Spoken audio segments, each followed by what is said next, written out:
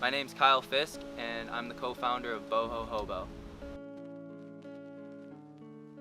Open-mindedness, I would say it has something to do with being receptive to new perspectives, to not place judgment on other people before you truly actively listen to what they have to say. I think open-mindedness is important because it helps break down the barriers between us in our communication. If I were to judge another person before I fully heard them out and fully understood where they're coming from, then I would be missing out on an authentic conversation to be had, and I won't be able to get the truth. I won't be able to get a good sense of what they're actually thinking. If you don't have open-mindedness, then you get a false sense of the reality that you're living in. You're getting a false sense of how to navigate your life. I think part of it is a personality trait. Some people are more open-minded than maybe others, just based off of the Big Five personality trait. The first personality trait of the Big Five is open-mindedness, and there's different variances. It's a spectrum of having that ability to seek different perspectives and not placing judgment beforehand. Like if you were having a conversation with someone and they're talking really big picture about something, and let's say you get uncomfortable about it and you place judgment on that person before you fully hear them out, that could be a level of closed-mindedness. So it helps break down discrimination. It helps break down that level of misunderstanding between one another. It helps bring people together.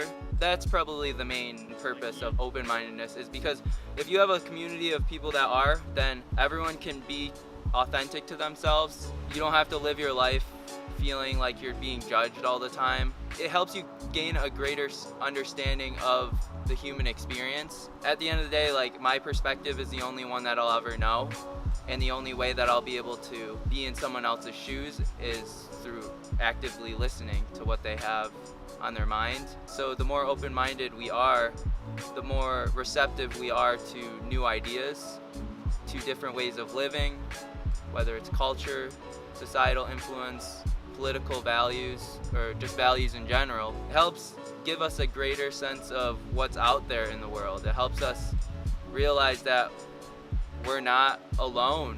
It helps us realize that there's other people that might be thinking the way that you're thinking. And especially with mental health illness, it could be very uncomfortable talking about a mental health illness that you're having with someone that's closed-minded, because they might think that you're weird for feeling a certain way and just to get over it, and they're not willing to understand where you're truly coming from and to have that empathy. When we're able to withhold our judgments for the sake of truly gaining insight into that other person's mind, then we get this sense of freedom to be ourselves. Like we said, there's a spectrum of open-mindedness, and some people are more open in certain ways. Like if you're interested in football, let's say, then you might be more open-minded to someone who also has the interest of football. Do I see a lot of open-mindedness in our culture today? In general, I would say no. I would say that there's a level of closed-mindedness. I almost see open-mindedness as an ideal to strive towards. It's something that is very hard to achieve, and I don't think everyone can be open-minded at all times of the day, every day. But it's something that I think that we should be more consciously aware of. If you're having a breakdown in a conversation because the person feels uncomfortable talking to you, then maybe it's because you're not giving them that sense of empathy and understanding and active listening that they really need to be able to express whatever it is on their mind.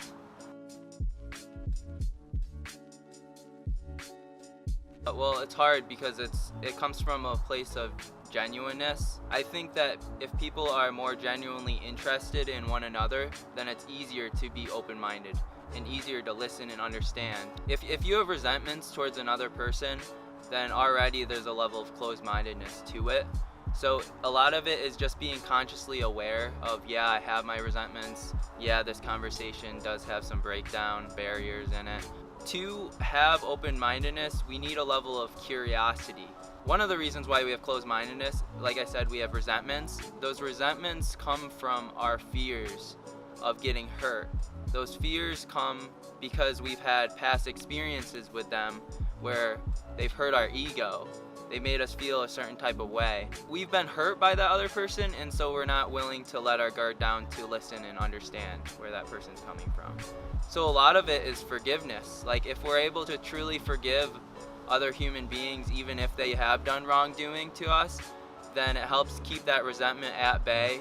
It keeps those ill feelings reduced, so then we can have an approach to that conversation of love.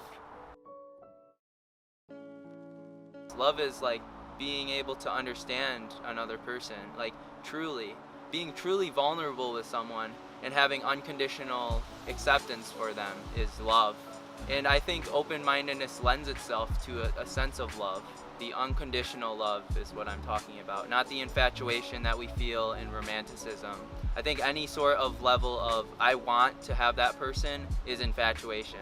Love is like when we don't need them, when we want the best for them. It's more of a giving effect than a wanting. I want to give that person the ability to truly be who they are. That is true love. And that's what I think our world needs. More open-minded in the sense of less judgments and more listening. Less speaking our opinions on how we think the world should be, and instead having more of the present moment acceptance for this is the way it is, and appreciating it and being grateful for it instead of wanting to change it. We're spending a lot of time in our day-to-day wishing that our life was different, wishing that the world was different. And to have open-mindedness, to have love, you have to come from a place of gratitude, of abundance, of realizing that everything that we have right now is the only thing that we need. Like, there's a difference between scarcity mindset and abundance mindset. Scarcity is like, I have less and I need more.